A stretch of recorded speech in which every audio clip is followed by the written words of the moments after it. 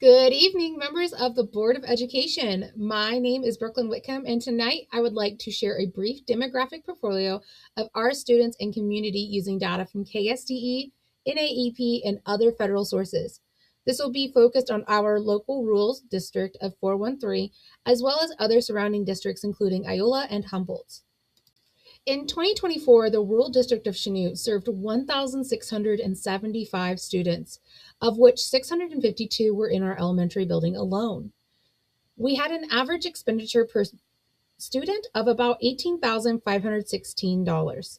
This is slightly below the Kansas average and well below local averages of Burlington and Iola and Humboldt. However, our food security does seem to pose a problem at the moment. The Kansas average is 40.2% of free lunches and 7.3% of the Kansas population qualifying for reduced lunches. However, we have about 13% higher average than that. We have 53.1% of students who qualified for free lunches and 8.3% of students who qualified for reduced lunches. Now, looking at our student population, we have slightly more boys than girls. We have about 52% of a male population with 48% female. Our district is also approximately 79% white, with 11% identifying as Hispanic and about 10% of different ethnicities. This is a very large discrepancy between us and Kansas, as you can see on the right. Now, Kansas does have, on average, a higher percentage of white students, but it is not nearly at the almost 80% that we have it at. So we do have a vast difference in ethnicities in our school, but that could be due to our location and our size as well. We do have approximately the same ratio of male to female students, however, when compared to the average Kansas school. Over 60% of USD 413 students are classified as economically disadvantaged. While this is similar to nearby districts, however, this is well above, again, the average of the state of Kansas. This implicates a need for supportive services and resource allocation. Currently, our school uses the local Rotary Club to supply some basic needs, and the program Spark Wheel and the Fresh Fruit and Vegetable program to combat this. Yet, we may be at a larger need in this area than we realize with these numbers. We also have a significantly lower number of ELL learners or English learners in our districts, while having slightly more students with disabilities. Now, why that economically disadvantaged portion truly matters, if you will look at this purple right here, you will see that the purple is quite below basic. So this is the math breakdown for the NAEP demographic information, and this is the ELA demographic. Below basic, basic, proficient, and advanced. We would like for our kids to be at proficient or above, meaning that they have mastered the information. Again, though, when you have a large portion of your students that are economically disadvantaged like we do, you'll notice that a lot of them are in the basic or below basic category, and barely any are in that advanced category. What this means is that these students are focused on trying to survive, trying to get their daily needs, and they're not able to focus on what they need at school, what they need to learn to become a good scholar. This same information is true over here on the ELA or English Language Arts. There's a significant difference between those that are economically disadvantaged to Kansas that is sampled as overall, to all of our Kansas students that are sampled. So this purple right here, that is the economically disadvantaged students in the advanced and proficient. There is a huge gap between that and the orange and yellow bars where we need them to be. And again, that's something that maybe we might need to put more resources towards. Now, this is the longitudinal performance levels, which does similar to the NAEP. It has a level 1, 2, 3, and 4, just like you saw on the previous screen. So each bar represents that level, going first, second, third, then fourth. So in math, you will see here that at level 1, we had approximately 30% that were below basic, over 40% that were at basic, barely 20% that were proficient, and not even 10% in our elementary that were at that level 4 or above proficient.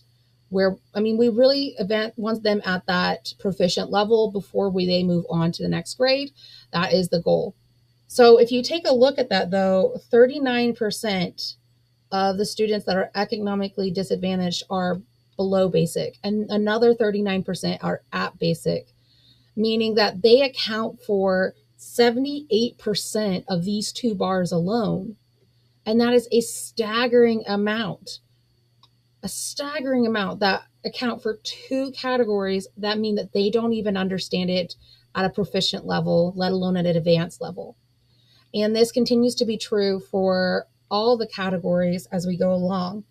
As we go into our English, economically disadvantaged accounts for 56% of those that are of their population is below basic. That's over half of those that are in the economically disadvantaged category that are struggling with English, with reading, with writing, with spelling, with comprehension. These are basic skills that we need them to have in order to join us in the American economy. When compared to the Kansas level, we have a staggeringly high amount compared to, in comparative data. So we have a significantly more than Kansas in the below basic or at basic. Now, with all that said, we have been making some differences. Our enrollment data has slightly decreased, and that could be due to the job opportunities that are around us. However, on average, the average school in Kansas has decreased about 6.2%, and we've decreased about 7.2% since 2022, which is not terribly significant difference. But you will notice that while our average of those that qualify for free and or reduced lunches is significantly higher than Kansas, we have made significant changes that have impacted that significantly. We are down 5%, which it means that these students are now getting, those 5% are getting more adequate supply to their needs. They are getting a better household income, which is fantastic. I would love to see that continue to decline and see our local income ratio increase. So it really does impact our future. We have maintained a rather significant amount of our students that have graduated, and usually higher than the Kansas average for the most part, except for 2021. So we do have a lot of students that graduate high school and have a post-secondary success. So the graduation rate and then post-secondary success rate. So our graduation rate is based on a 4-year adjusted. It takes the amount that we start with, the amount that graduates, averages that in for a percentage. The next bar is the success rate, determined by students that can earn certification while they're in high school, get a post-secondary certificate, have a degree, enrolled in that education, or students with disabilities that have met their IEP, determined by the IEP team. And then finally, the third bar is their effectiveness rate, which is calculated by the graduation rate and the success rate, and how well we are effectively getting those children out to the future. Our 2023 average of effectiveness, our secondary success, was above the average. So these changes that we are making are relevant, they are important, and we are continuing to make a difference. However, it may need for us to make a bigger impact. Thank you so much for listening, and I hope that you address any and all questions that you may have. Thank you so much.